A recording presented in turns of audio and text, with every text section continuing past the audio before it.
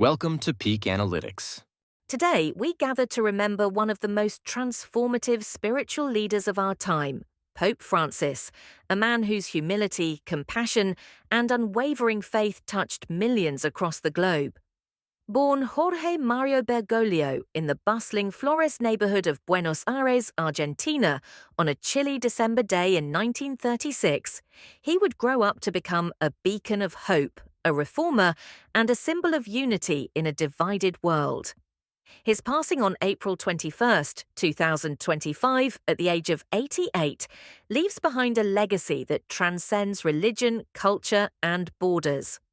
Let's take a journey through the extraordinary life of this humble servant of God.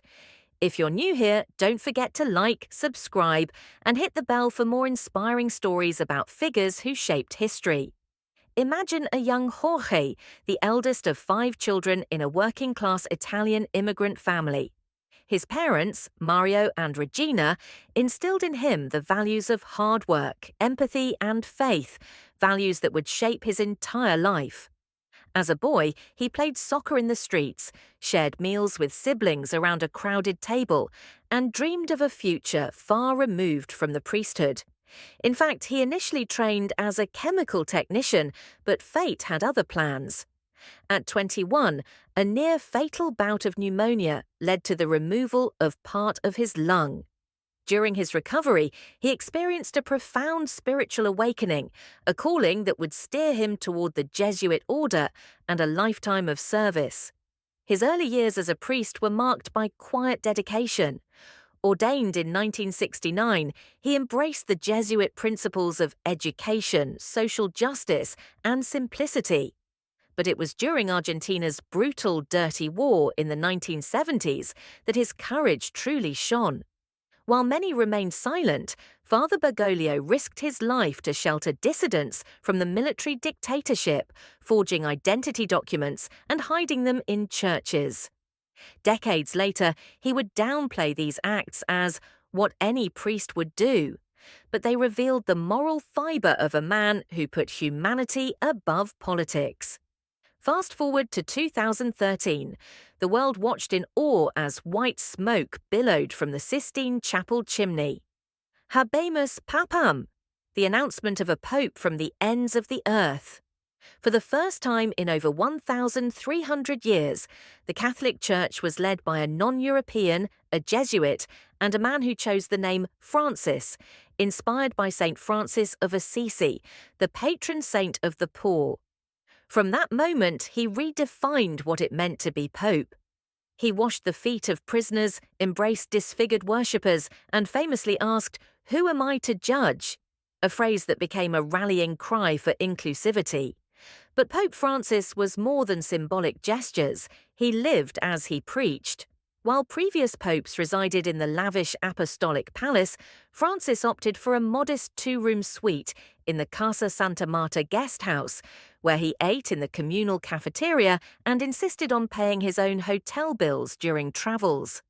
His mornings began at 4:30 a.m. with prayer, followed by hours of meetings, mass, and letter writing, often responding personally to the thousands who wrote him seeking guidance. At night, he'd unwind with a book, he loved Dostoevsky, or call his siblings in Argentina, never losing touch with his roots.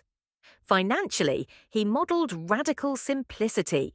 While the Vatican's treasures include priceless art and real estate, Francis's personal net worth, estimated at $2.5 million, was largely tied to practical needs like security and travel. He donated salaries to charity, wore a plain iron pectoral cross instead of gold, and even kept his decade-old shoes re-soled rather than replaced. "This poor church exists to serve the poor," he often said, a mantra that guided his papacy. His health struggles were no secret. In 2021, he underwent colon surgery. In 2023, he was hospitalized twice for respiratory infections. Yet he pressed on, even when breathing required an oxygen cannula.